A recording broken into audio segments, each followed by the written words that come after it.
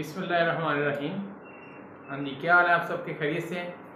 आज हम स्टार्ट करने जा रहे हैं अपना अगला लेक्चर, जो कि पाकिस्तान के पहले वज़ीर आज़म खान लियाकत अली खान के दौर हुकूमत पर मुश्तमिल है।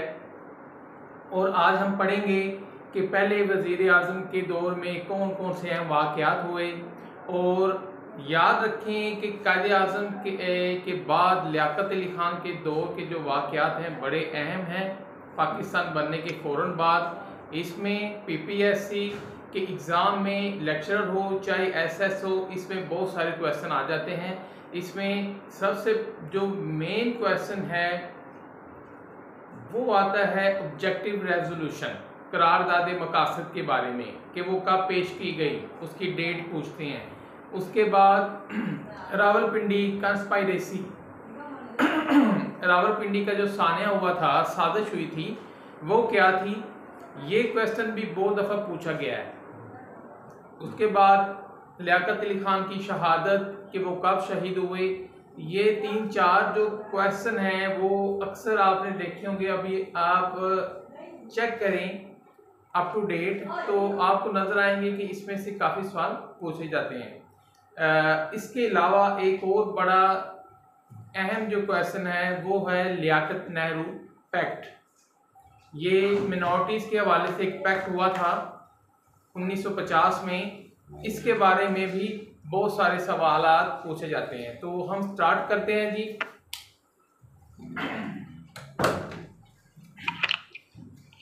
सबसे पहले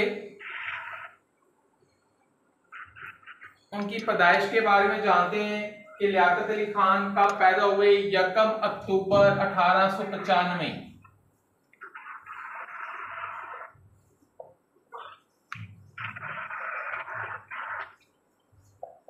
करनाल जी, इंडिया। इनकी पैदाइश की जो डेट है वो 1 अक्टूबर 1895। मशरकी पंजाब का एक ज़िला है करनाल, वहाँ ये पैदा हुए। ये ख़ानदानी रईस थे, नवाब थे। इनकी बहुत ज़्यादा ज़मीन यूपी के अंदर भी थी, उत्तर प्रदेश के अंदर भी। उसके बाद आ जाते हैं इनकी एजुकेशन के बारे में, इनकी तालीम। इन्होंने इनकी जो ग्रेजुएशन थी वो MAO कॉलेज से थी।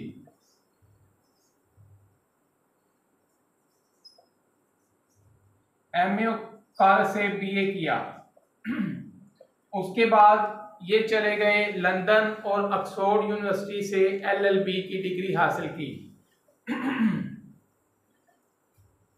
LLB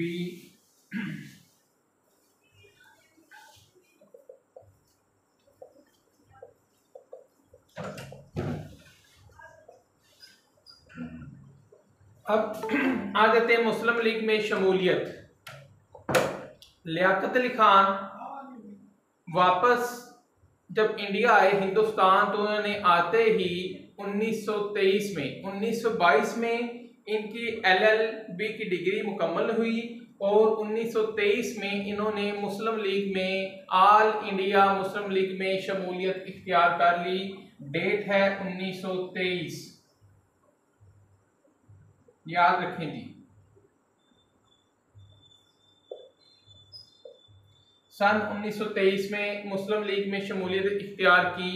बाज़ बुक्स में 1922 लिखा हुआ है, जो कि सही नहीं है, गलत है, 1923 में। और बाज़ बुक्स जो 3rd ईयर की बुक्स हैं उनमें 1896 लिखा हुआ है इनकी पैदाइश, ये भी गलत है। 1895 इनकी एक्चुअल डेट है जी। अब मुस्लिम लीग में शमूलियत के बाद ये जनरल सेक्रेटरी बने ऑल इंडिया मुस्लिम लीग के। कब बने जी? 1938 में। ये क्वेश्चन भी अहम है कि लियाकत अली खान जनरल सेक्रेटरी कब बने। When was Liaquat Ali Khan became general secretary of All India Muslim League? तो आपका आंसर होना चाहिए 1938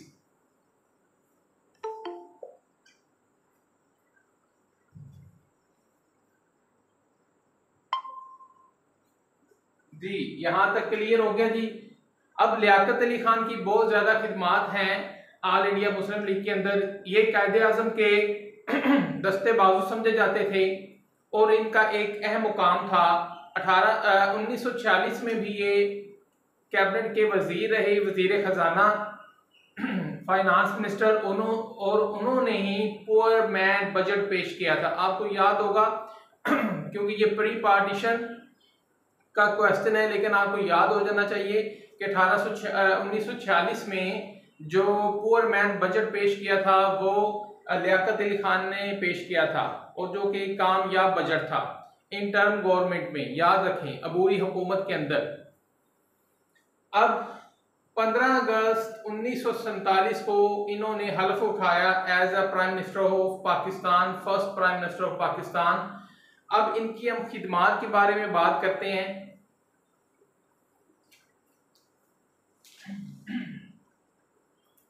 एक चीज और, कल मैंने क्वेश्चन आपको दिया था जो टेस्ट, उसमें से मैंने फर्स्ट डिफेंस मिनिस्टर पूछा था, तो पहले वजीर दिफा भी यही थे।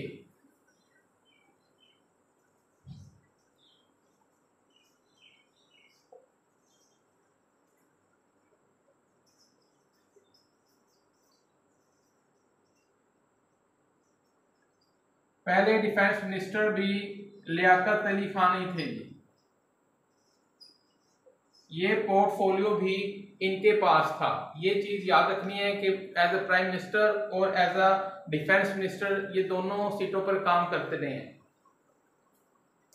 अब ये चूंकि इंतजामी मामलात पूरे मुल्क के इन्होंने चलाने थे, और कायदे आजम की वफात के बाद ख्वाजा नाज़मुद्दीन को गवर्नर जनरल बनाया गया था। याद रखें, ख्वाजा नाज़मुद्दीन, ये आपने जो आपको लेक्चर दिया गया था गालबन सैटरडे वाले दिन ख्वाजा नाज़मुद्दीन में, आपको पता होगा, आपने पढ़ा है कि कायदे आजम की जब वफात के बाद ख्वाजा नाज़मुद्दीन को गवर्नर जनरल बनाया गया था।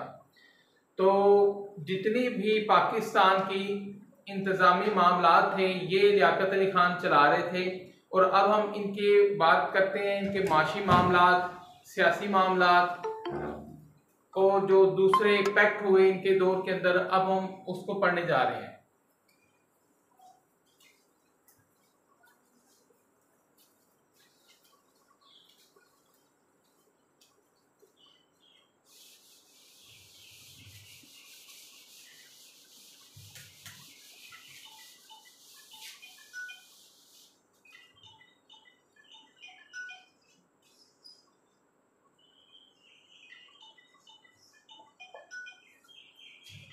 जी, माशी इक़दामात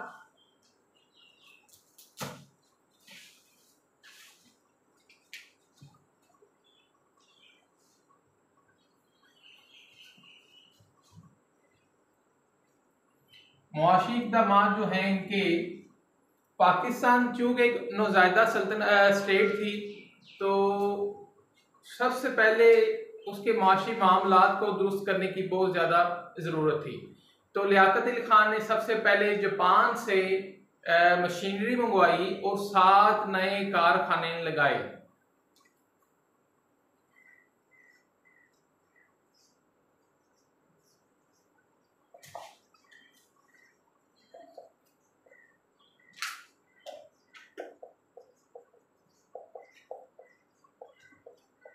इन कारखानों में पटसन जो ज्यूट थी उसका कारखाना, उसके अलावा सीमेंट का और शुगर के कारखाने थे।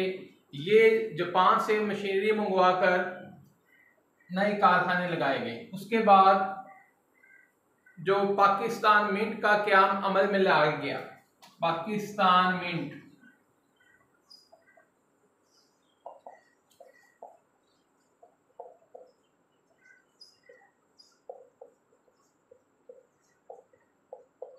पाकिस्तान मिंट से आप ज्यादातर लोग समझते हैं कि जहां सिक्का साजी, सिक्के बनते हैं। हमारे जो करेंसी के पहले 9 सिक्के हुआ करते थे, 50 पैसा, 25 पैसे, 4 आने, ये इस तरह के 8 आने, ये जो थे पाकिस्तान मिंट। पहले चूंकि इंडिया और पाकिस्तान इकट्ठे थे तो एक ही करेंसी थी, लेकिन अब पाकिस्तान जो टकसाल थी, मिंट थी, वो उसका अलहदा कारखाना लगाया गया लियाकत अली खान के दौर में। उसके बाद जो है वजीर तिजारत से मिलकर लियाकत अली खान ने PIDC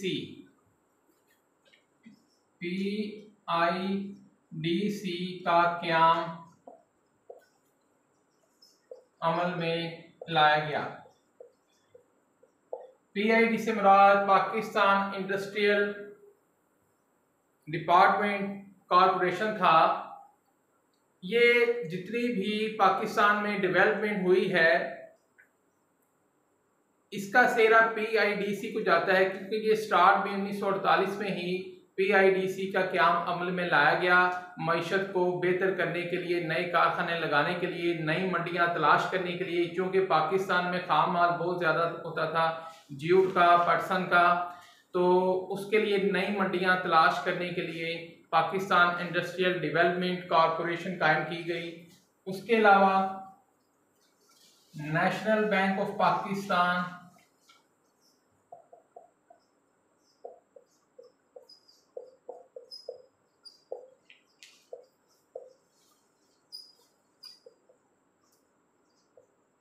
पाकिस्तान का जो फर्स्ट बैंक था नेशनल बैंक ऑफ पाकिस्तान, इसका क्याम अमल में लाया गया। और इसके अलावा नवंबर 1949, इसकी डेट लिख लें, नवंबर 1949 national bank of Pakistan. October 1948 Pakistan mints का क्याम अक्टूबर 1948 में, यानी कि सिक्का साजी के लिए जो पाकिस्तान का पहला कारखाना लगाया गया वो 1948 में अक्टूबर, डेट याद रखें, नेशनल बैंक ऑफ पाकिस्तान। उसके अलावा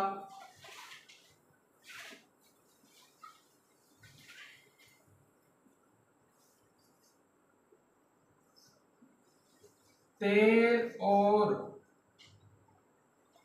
गैस की तलाश के लिए बरतानवी फर्म से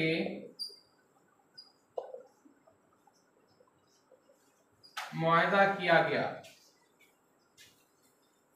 लियाकत अली खान के दौर में ही बरतानवी फर्म से मुआहदा किया गया ऑयल तलाश करने के लिए और गैस, जिससे क्या हुआ कि सुई के मुकाम पर 1951 में हमें गैस हासिल हुई। आपको याद होगा बलोचिस्तान के अंदर, और 148 मरबा मील का इलाका उनको दिया गया था। 148 मरबा मील का इलाका, इस इलाके में उन्होंने सर्च करना था, तलाश करना था तेल के ज़खायर और गैस के, और सुई के मुकाम पर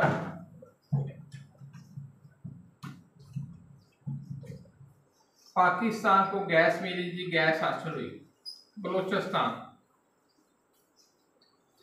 सुई, बलोचिस्तान के अंदर सबसे पहले 1951 में गैस निकली थी, और ये बरतानवी फर्म थी जिनको ये मंसूबा दिया गया था, जिनके साथ ये मुआहदा हुआ था। छठा, अब 1949 में बरतानिया ने अपनी जो करेंसी थी पौंड, उसका रेट कम कर दिया 1949 में।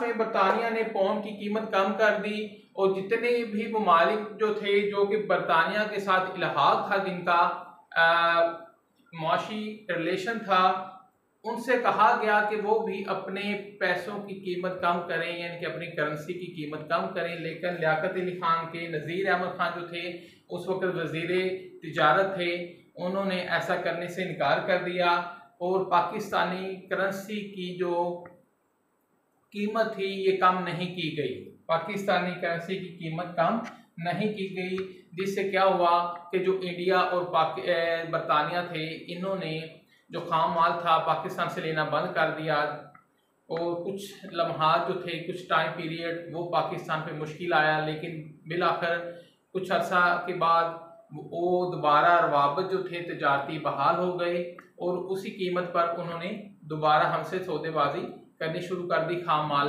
के सिलसिले में। तो पाकिस्तान ने कीमत कम नहीं की थी। याद रखें 1949 में जब बरतानिया में और इंडिया ने भी कम कर दी थी। याद रखें कि बरतानिया के साथ साथ इंडिया ने भी कम कर दी, मगर पाकिस्तान ने नहीं की।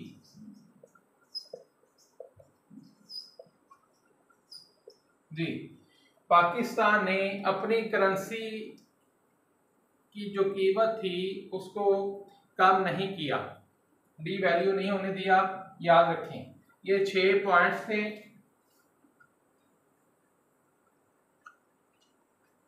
इसके अलावा कागज के कारखाने बनाए गए, 7 कागज के कारखाने,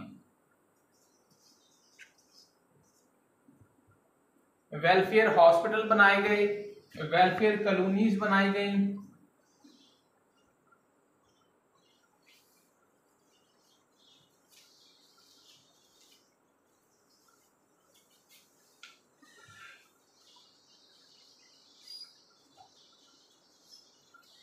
ये सारे जो मामलात हैं ये लियाकत अली खान के दौरे हुकूमत के अंदर ही हुए थे। और ये भी याद रखें कि सबसे ज़्यादा tenure as a prime minister Liaquat Ali Khan का है।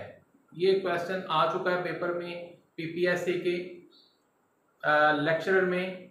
तो ये बात याद रखें कि इनका जो टाइम पीरियड था वो सबसे ज़्यादा था। आप देख सकते हैं कि 15 अगस्त 1947 से लेके 16 अक्टूबर 1951 तक 4 साल से ज्यादा ये प्राइम मिनिस्टर रहे हैं। इसके अलावा बीआरबी जो 8 पॉइंट पे बीआरबी कैनाल,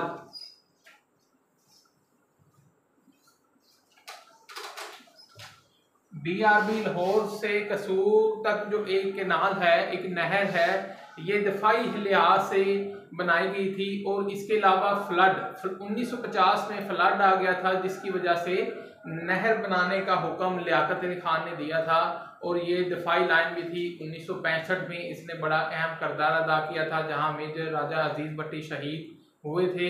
ये वही बीआरबी नहर है, ये भी लियाकत अली खान के दौर में बनाई गई। और इसके अलावा फ्लड कमीशन बनाया गया, नंबर 9 नीचे नजर आ रहा है,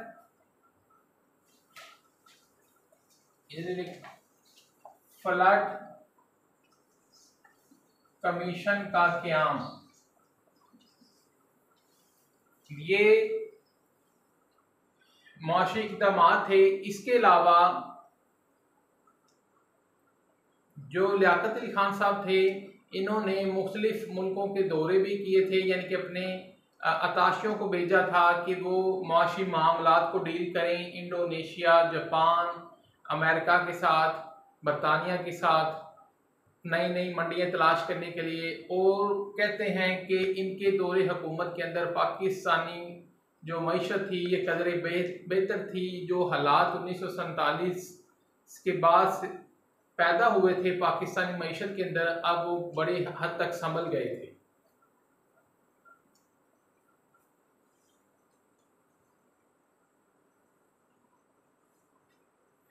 उसके अलावा नंबर 10 एक और लिख लें, पन बिजली के मंसूबे, पन बिजली के मंसूबे, जिसकी मिसाल वारसक डैम है।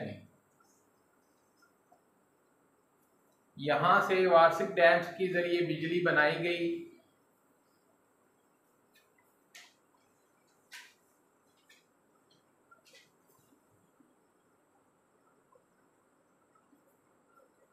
अब आ जाते हैं माशी इक़दामात के बाद उनके खारजा पॉलिसी। खारजा पॉलिसी के बारे में हम जानते हैं।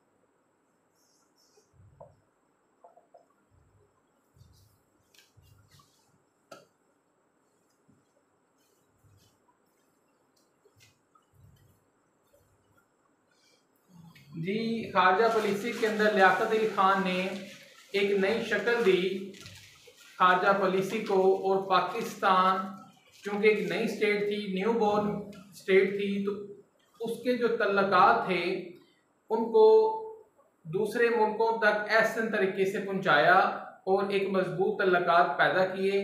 अब सबसे पहले खारजा पॉलिसी में हम उनका जी जो मशहूर है दौरा अमेरिका वो पढ़ते हैं। दौरा अमेरिका कब हुआ? मई 1950 में जी।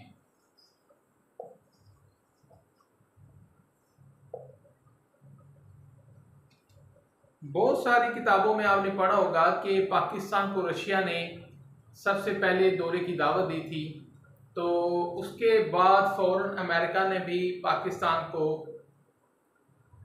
दौरे की दावत दे दी। तो पाकिस्तान ने यानी कि उस वक्त के जो वज़ीर आज़म थे लियाकत अली खान, इन्होंने सबसे पहले दौरा अमेरिका किया और इस दौरे को एक्सेप्ट किया और मई 1950 में अमेरिका का दौरा किया। याद रखें कि इससे पहले जो इंडिया के प्राइम मिनिस्टर थे नेहरू, वो भी अमेरिका का दौरा कर चुके थे। इसलिए पाकिस्तान, एक तो ये बात थी कि नेहरू चला गया था अमेरिका, तो हमारा जाना जरूरी था। दूसरी बात ये थी कि सोशलिज्म निज़ाम जो था, कम्युनिज्म, वो राज था रशिया के अंदर, जो कि हमारे इस्लामी निज़ाम से मेल नहीं खाता था। इसलिए झुकाव हमारा जो था वो अमेरिका की तरफ हो गया और खान लियाकत अली खान ने दौरा किया 1950 में और बहुत ज़्यादा इमदाद हासिल की, असले के तौर पर और इजनास के तौर पर।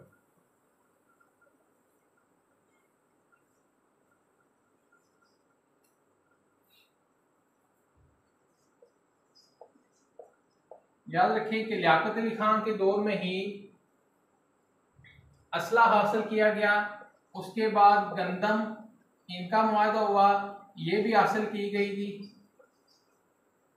और ख्वाजा नाज़मुद्दीन का आपने दौर पढ़ा है, आप सुन चुके हैं रिकॉर्डेड लेक्चर में कि ख्वाजा नाज़म के दौर में गंदम की किल्लत पैदा हो गई थी और फिर अमेरिका ने हमें गंदम भिजवाई, जिससे जो पाकिस्तान के हालात बेहतर हुए खुराक के मामले में। और कायदे लियाकत अली खान को कायदे मिल्लत कहते हैं और ख्वाजा नाज़मुद्दीन को कायदे किल्लत कहते हैं। कायदे किल्लत क्यों कहते हैं? क्योंकि आटे की किल्लत की वजह से, गंदम नहीं थी, तो ये गंदम भी अमेरिका ने भिजवाई थी। जो हमारा मुआहदा हुआ था, लियाकत अली खान ने दौरा किया था, उसकी वजह से ही अमेरिका ने पाकिस्तान को गंदम दी थी। तो सबसे पहला ये क्वेश्चन पेपर में आ जाता है कि लियाकत अली खान ने अमेरिका का दौरा कब किया। डेट आप याद रखें, मई 1950। इसमें वो 4 ऑप्शन दे देता है, अप्रैल 1950, जून 1950, अगस्त 1950। तो आपने सही पे टिक लगाना है जी, मई 1950 में अमेरिका का दौरा किया था। उसके बाद आ जाते हैं जी नहरी पानी का तनाजा। जैसे कि मैंने आपको बताया था कि अप्रैल 1948 में, अप्रैल 1948 में इंडिया ने पाकिस्तान का पानी बंद कर दिया था, यानी कि जो पानी पाकिस्तान आता था दरिया सतलुज रावी से, वो बंद कर दिया था। और खारजा पॉलिसी की बदौलत ही, लियाकत अली खान की खारजा पॉलिसी की वजह से, गुफ्तो शनीद से, बातचीत से, ये 4 मई 1948 को इंडिया ने पानी बहाल कर दिया।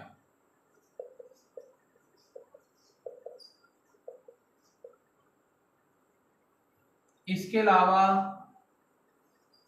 मगरबी सरहदात का तयन,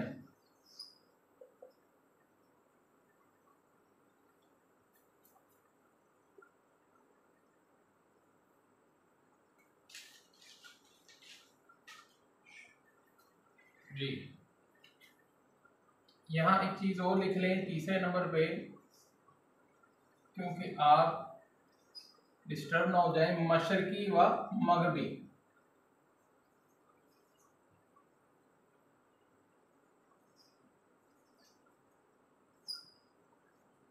मशरकी और मगरबी बंगाल की सरहदात का तयन ये भी लियाकत अली खान की खारजा पॉलिसी के तहत ही हुआ कि जो बंगाल था वो चूंकि इंडिया के अंदर घिरा हुआ था, जो ईस्ट पाकिस्तान था वो सारे का सारा इंडिया के हिंदुस्तान के अंदर था, और उसका जो कोई भी जो सरहद थी वो पाकिस्तान से नहीं मिलती थी। तकरीबन 1200 मील का फासला था पाकिस्तान और वेस्ट पाकिस्तान और ईस्ट पाकिस्तान का। तो सबसे पहले तयन किया गया कलकत्ता की जो बाउंड्री थी, जो इंडिया और बांग्लादेश के साथ यानी कि मौजूदा बांग्लादेश उस वक्त मशरकी पाकिस्तान के साथ लगती थी, उनकी सरहदात का तयन किया गया। और स्वीडन के एक जज थे, एक पाकिस्तानी जज और एक इंडिया का जज, और उसका जो सरबराह था एक कमेटी बनाई गई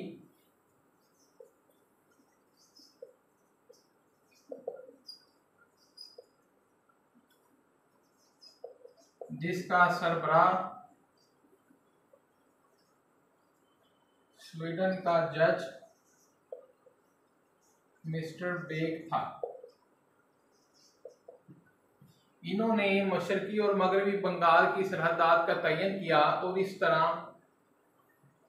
ये जो मामला था ये भी खारजा पॉलिसी की बदौलत ही हल हुआ। कश्मीर में जंगबंदी, कश्मीर में जंगबंदी 1 अप्रैल, जैसे कि ये पिछले लेक्चर में भी आपने पढ़ा हुआ था कश्मीर की, मैंने आपको बताया था ये वाकया भी लियाकत अली खान के दौर का ही है। कश्मीर में 1 जनवरी 1949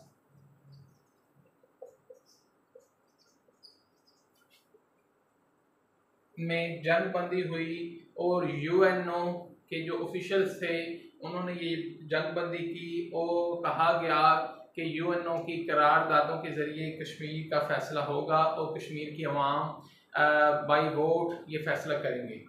ये भी इनकी खारजा पॉलिसी के अंदर ही हुआ जी। नंबर 5 पे लियाकत नेहरू पैक्ट, लियाकत नेहरू पैक्ट मुआहिदा। लियाकत नेहरू मुआहिदा बड़ा मशहूर मुआहिदा है जी। ये अप्रैल 1950 में हुआ था, याद रखें। जो साइन थे इस पे 8 अप्रैल को सिग्नेचर हुए थे, 8 अप्रैल 1950 को सिग्नेचर हुए, और 10 अप्रैल को बाज़ाब्ता ऐलान हुआ। 10 अप्रैल 1950 को ऐलान हुआ। कहाँ से? कराची और दिल्ली से बैक वक्त।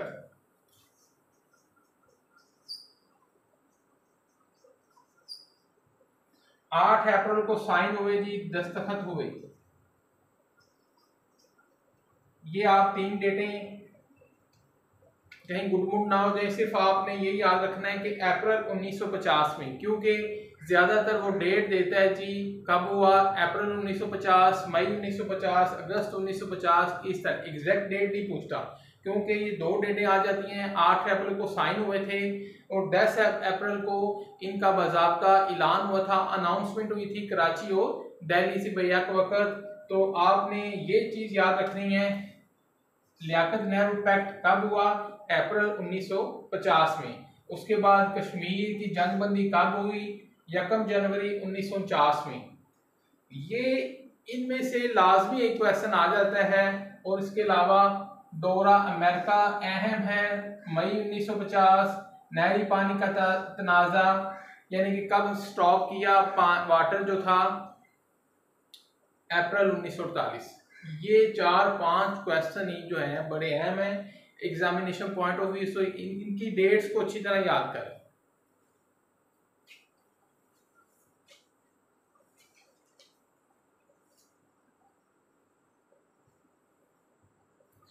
हाँ जी, इसके अलावा खारजा पॉलिसी में कॉमनवेल्थ जो है उसमें पाकिस्तान ने शिरकत की। दौलत मुश्तरका जो था बरतानिया की तंजीम थी, जितने भी ममालिक थे जो कि बरतानिया के ज़ेर नगीन रहे थे उनकी एक दौलत मुश्तरका के नाम से तंजीम थी। और लियाकत अली ख़ान के दौर हुकूमत में 1949 में मौलवी तमीज़ुद्दीन जो थे पहले स्पीकर थे दस्तूर साज असम्बली के, उन्होंने दौलत मुश्तरका के इजलास में शिरकत की थी। याद रखें 1949 में।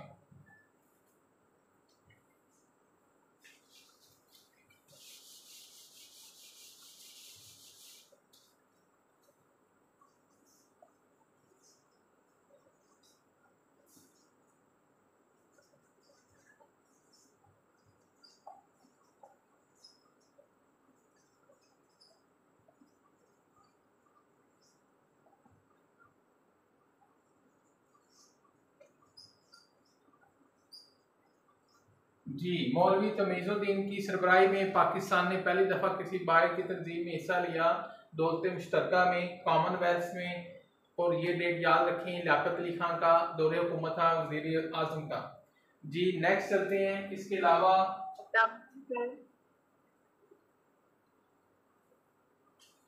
शाह ईरान का, जी जी सर 6 पॉइंट नजर नहीं आ रहा, तो आप एक बार बोल देते हैं तो लिखते हैं, हम नोट करना है। दौलत मुश्तरका का इजलास में शिरकत, दौलत मुश्तरका के इजलास में शिरकत 1949।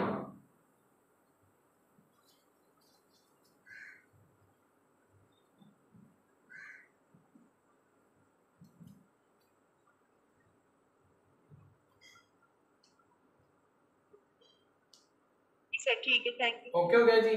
चलें जी 7वें नंबर पे लिख लें शाह ईरान का दौरा। शाह ईरान का दौरा 1950। 7 शाह ईरान का दौरा, ये भी लियाकत अली खान के दौरे हुकूमत में हुआ था कि जो शाह ईरान थे वो पाकिस्तान आए थे।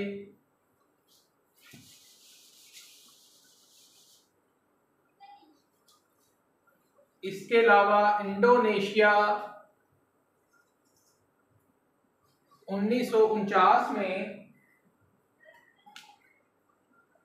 इंडोनेशिया ने आज़ादी हासिल की थी।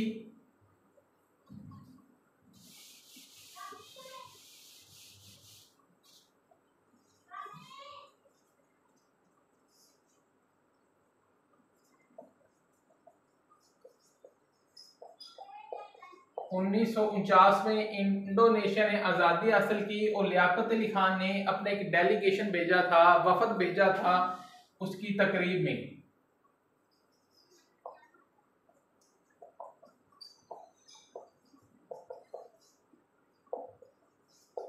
ये भी लियाकत अली खान के दौर का ही वाकया है, इंडोनेशिया आज़ाद हुआ था जी।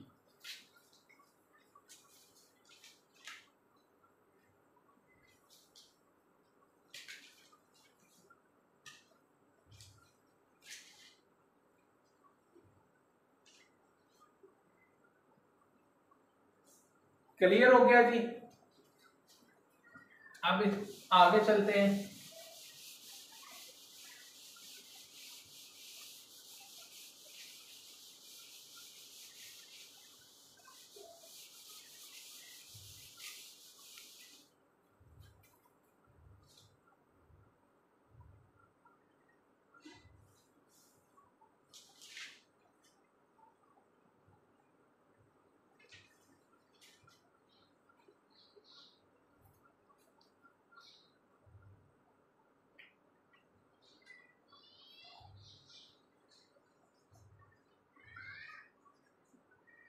जी ये लफ्ज लिखा हुआ है जी परोडा, PRODA।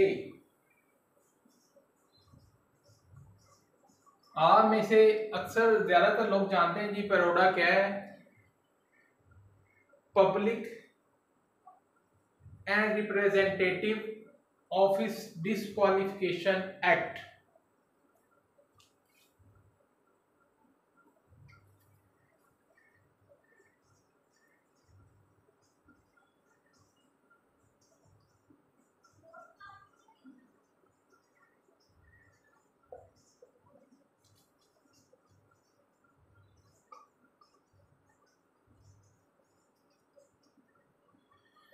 जी, ये बड़ा अहम है। पेरोडा, पेरोडा जो था लियाकत अली खान के दौर में एक एक्ट जो था वो पास किया गया जनवरी 1949 में।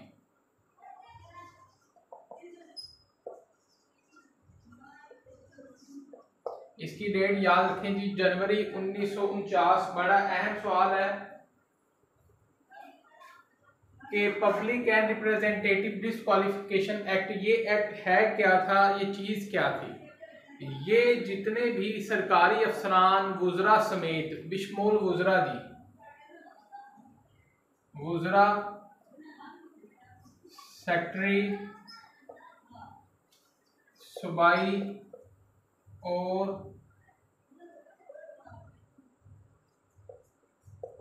मरकजी असम्बली के मेंबरान जो बदअनवानी में मुलव्वस थे, उनके खिलाफ ये एक्ट नाफज किया गया, ये कानून पास किया गया कि उनको डिस्क्वालीफाई कर दिया जाता था सियासत से भी और नौकरी से। अगर वो सरकारी ऑफिशियल था, गवर्नमेंट मुलाजिम था, तो उसको नौकरी से निकाल दिया जाता था। अगर उस पर करप्शन या बदअनवानी जाहिर हो जाती, उसके सबूत मिल जाते, तो उसको बैन कर दिया जाता था। इस तरह जितने भी सियासी थे, जो पॉलिटिकल लीडर थे, उनको दबाने के लिए ये जो था और सियासी मामलात को बेहतर तरीके से चलाने के लिए ये एक्ट नाफज किया गया पेरोडा के नाम से। लियाकत अली खान के दौर में अहम है, ये याद रखना है आपने, ये पेपर में ये आया हुआ है जनवरी 1949, इसकी डेट याद रखें।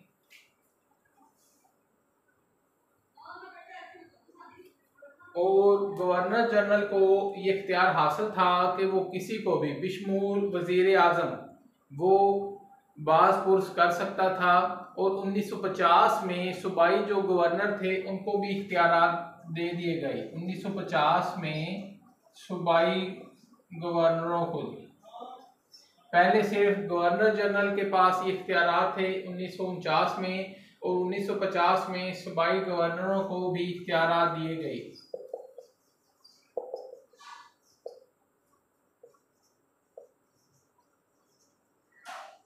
और इसका सबसे पहला इफेक्टिव कौन था, यानी कि जो सबसे पहले मुतासर हुआ, जिसको डिस्क्वालीफाई कर दिया गया, सियासत से आउट कर दिया गया, वजारत से भी आउट कर दिया गया, वो था अयूब खोड़ो, मोहम्मद अयूब खोड़ो। ये वजीर आला सिंध था जी, वजीर आला सिंध। याद रखें कि पाकिस्तान बनने के कुछ अर्सा के बाद ही जो पाकिस्तान के सियासी मामला थे, ये इनकी हालत बड़ी दिगरगू थी, यानी कि मामला इतने खराब थे सिंध असम्बली के कि कायदे आजम को बिल आखिर अयूब खोड़ो को डिस्क्वालीफाई करना पड़ा और उसकी हुकूमत को ख़त्म करना पड़ा। और सॉरी, ये कायदे आजम कह रहे हैं लियाकत अली खान को ने इसको डिस्क्वालीफाई कर दिया, अयूब खोड़ो को। ये पहला इफेक्टिव था, ये सबसे पहला शिकार था पेरोडा का, ये सियासतदान था जो कि इफेक्टिव हुआ पेरोडा के तहत, अयूब खोड़ो, ये नाम ज़हन में रखें। और अयूब खोड़ो को बरतरफ करके इलाही बख्श की गवर्नमेंट बना दी गई, इलाही बख्श।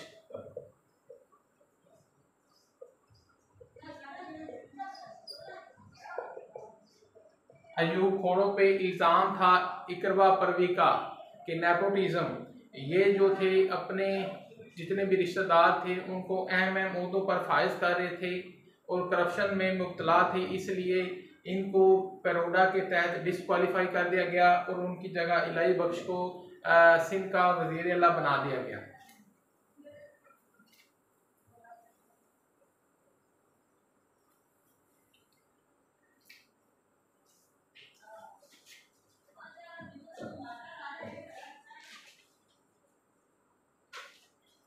जी नेक्स्ट हम पढ़ते हैं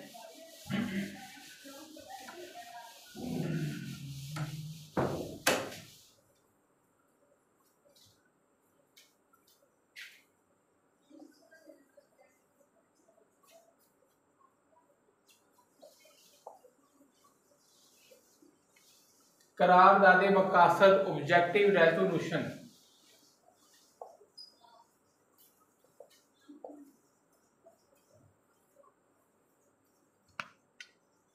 बड़ा अहम सवाल है एग्जामिनेशन पॉइंट ऑफ व्यू से।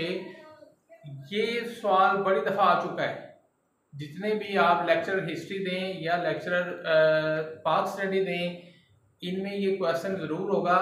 अगर आप में से दिया हुआ है पिछले 2022-23 में किसी ने पेपर, तो उसको याद होगा कि ये क्वेश्चन आया था करारदादे मकासद वाला ऑब्जेक्टिव रेजोल्यूशन। ये भी लियाकत अली खान के दौर में पास की गई।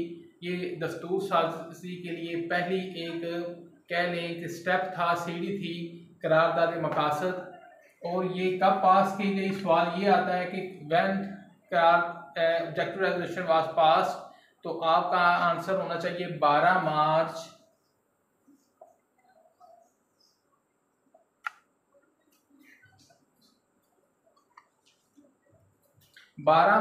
1949। 12 मार्च 1949 को करारदाद मकासद पेश की गई लियाकत अली खान के दौरे हुकूमत में। और दस्तूर साजी के लिए ये पहला स्टेप था पाकिस्तान के अंदर। याद रखना है कि पाकिस्तान के अंदर दस्तूर साजी के लिए पहला स्टेप था, ये पहला कदम कह लें, स्टेप कह लें। इसमें क्या था कि ये पाकिस्तान की, चूँकि पाकिस्तान में जो कानून चल रहा था वो जो 1935 का कानून था वो चल रहा था, और जो 1947 का जो कानून बनाया था उसमें थोड़ी सी तरमीम कर दी गई थी। 1935 के कानून के अंदर वो चल रहा था। अभी तक हमारे पास कोई आइन नहीं था, तो हम उसी के तहत चल रहे थे।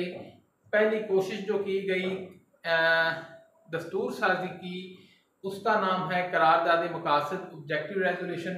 ये 12 मार्च 1949 को की गई। इसमें ज़्यादातर इस्लामी दिफात थी कि इस्लाम, पाकिस्तान का मज़हब जो है इस्लाम है, इस्लाम के मुताबिक असूलों के मुताबिक ज़िंदगी गुजारी जाएगी, अक़लीतों को तहफ़्फ़ुज़ दिया जाएगा। इसके अलावा जजेस पे कोई प्रेशर नहीं होगा, अदलिया आज़ाद होगी। इस तरह की शिकें थी, दिफात थी दस्तूर साजी के अंदर करारदाद मकासद। इसको ज़हन में रखेंगे।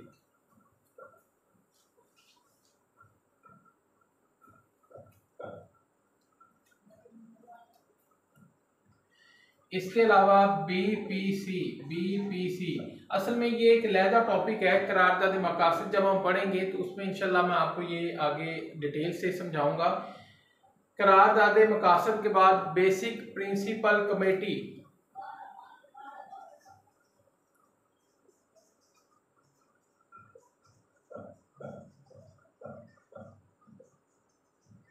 बेसिक प्रिंसिपल कमेटी करारदाद मकासद को मद्देनजर रखते हुए अब मुल्क के अंदर दो ग्रोह थे। एक जो थे लिबरल थे, आज़ाद मंश किस्म के, वो चाहते थे कि जो पाकिस्तान का आइन है वो लिबरल, उसमें शिके होने चाहिए, यानी कि आज़ादाना। जबकि ज़्यादातर जो थे वो चाहते थे कि इस्लामी शिके हों, इस्लामी दिफात हों, जिसकी वजह से 28 सितंबर 1950 को बीपीसी ने, जो बेसिक प्रिंसिपल कमेटी थी, इन्होंने एक रिपोर्ट पेश की, अपनी अबूरी रिपोर्ट पेश की।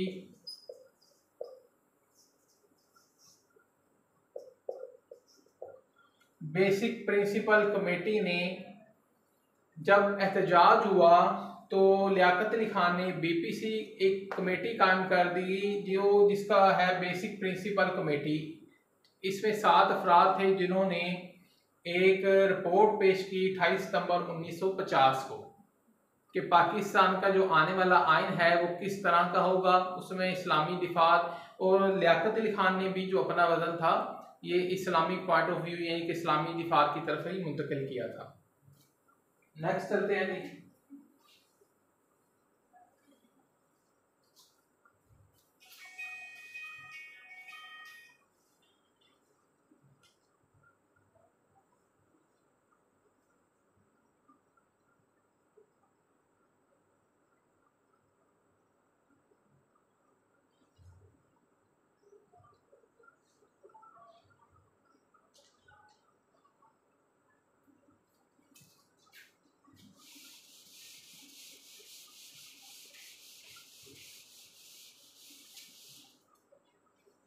जी,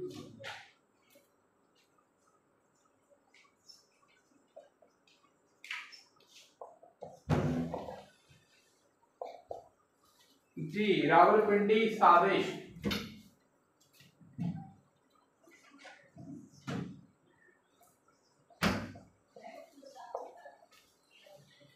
जी, मार्च 1951 में ये बड़ा मशहूर पर्सन है रावलपिंडी कॉन्स्पिरेसी। रावलपिंडी साजिश मार्च 1951 में आई चौधरीगढ़ जो वज़ीर आला सरहद थे, गवर्नर सरहद थे, इनको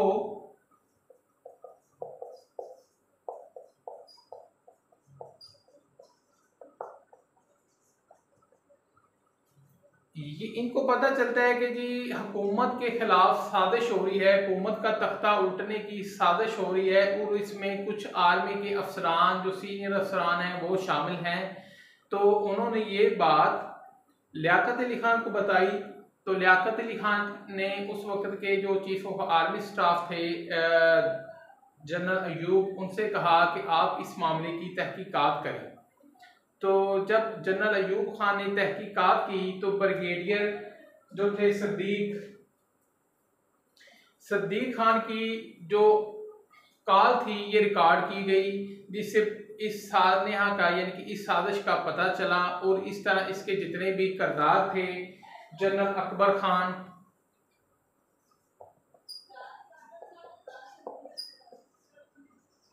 जंजवा, कैप्टन, ये थे कैप्टन जंजवा जी।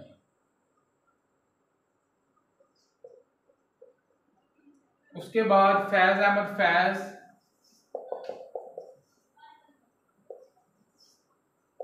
ये शायर थे, आप जानते हैं जी, मशहूर शायर फैज अहमद फैज। सज्जाद ज़हीर, ये भी अदीब और शायर थे।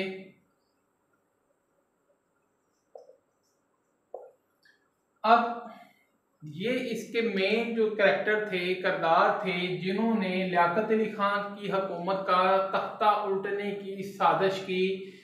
इस जो है सानिया को, इस साजिश को रावलपिंडी कॉन्स्पिरेसी का नाम दिया जाता है। क्वेश्चन आएगा कि when was Rawalpindi conspiracy occurred, तो डेट पूछेगा मार्च 1951। आपने ज़हन में रखना है, काफ़ी दफ़ा आ चुका है सवाल, मार्च 1951 रावलपिंडी साजिश।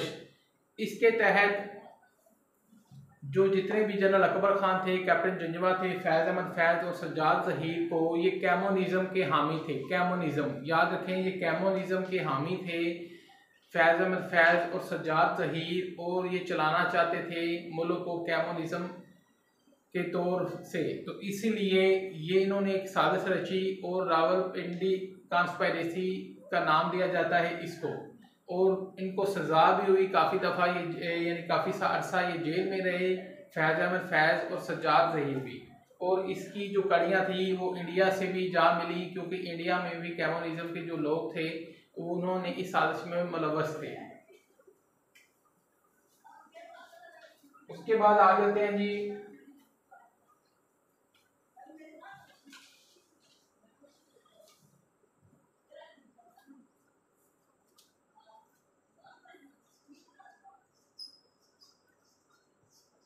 सियासी मामला।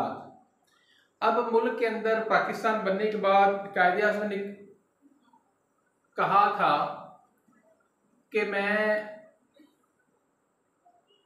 अपनी लेफ्ट पॉकेट में हाथ डालता हूँ तो इधर भी खोटे सिक्के हैं, और राइट में डालता हूँ तो इधर भी खोटे सिक्के हैं। तो पाकिस्तान की जो सियासी महाजर आई थी 1947 के बाद, वो बड़ी दिलखराश है कि सियासी मामलात हमारे जो सूबा पंजाब के अंदर, आप में से मोस्टली लोगों ने पढ़ा होगा, पंजाब में इफ्तिखार हुसैन ममदूद की हुकूमत थी। यानी कि वो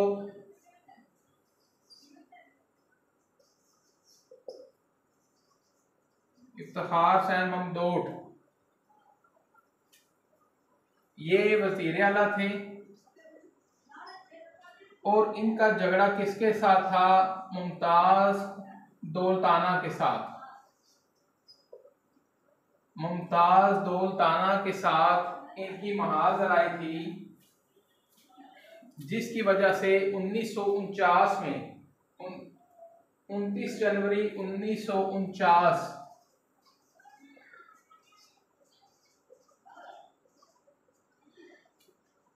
29 जनवरी 1949 को जो गवर्नर मूडी थे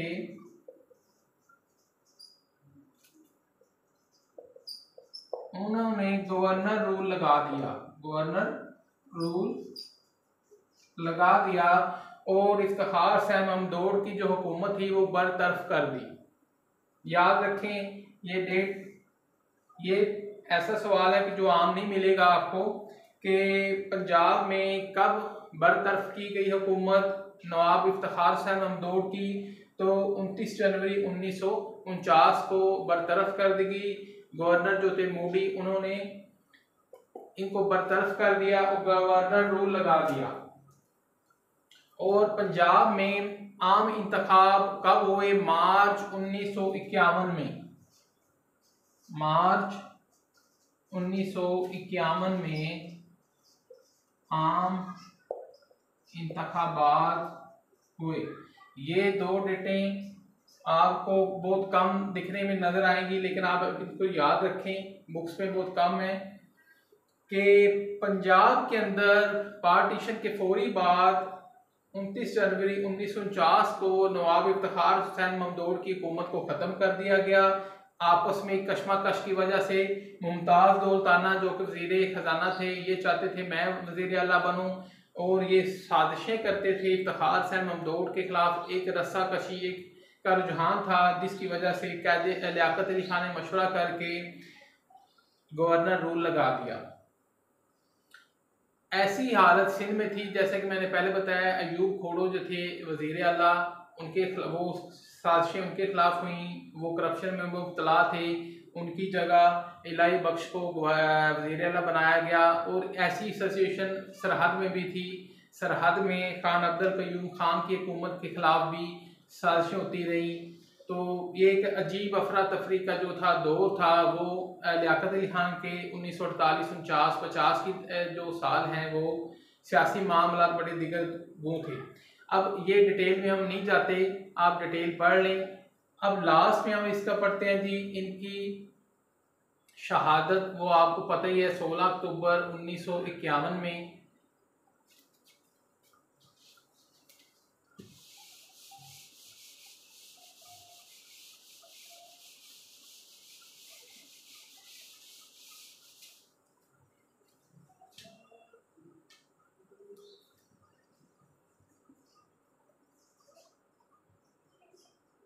शहादत यानी कि इनकी डेथ कब हुई? 16 अक्टूबर 1951 लियाकत बाग में। ये रावलपिंडी में जलसा करने जा रहे थे और इनका टाइम बना हुआ था, शेड्यूल था। तो वहाँ अभी ये जलसे में जाके खड़े हुए हैं। इन्होंने तकरीर का पहला लफ्ज़ ही बोला है बरादरान इस्लाम। तो जो कातिल था वो जलसे में पहले ही मौजूद था, जिसका नाम था सैयद अकबर।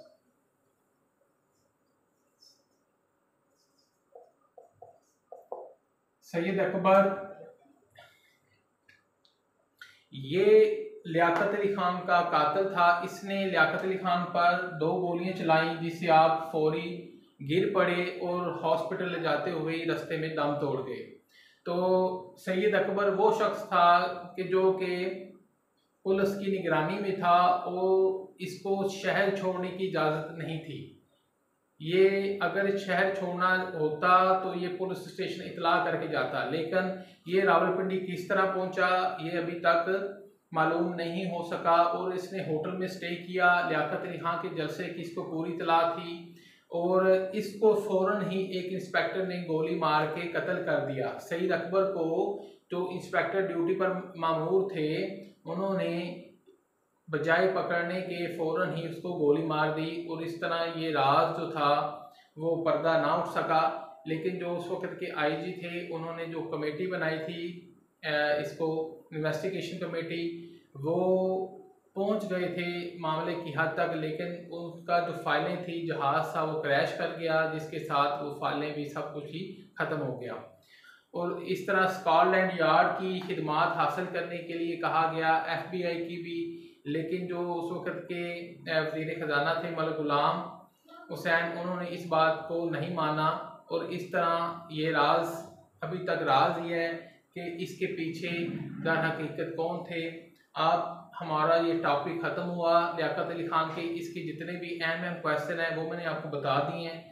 तो इंशाल्लाह उम्मीद है अगर पेपर में आए तो आप इन्हें अच्छे तरीके से हल कर सकोगे। आज का हमारा जो सेशन ख़त्म होता है जी, अगर किसी का कुछ सवाल है तो वो कर सकता है।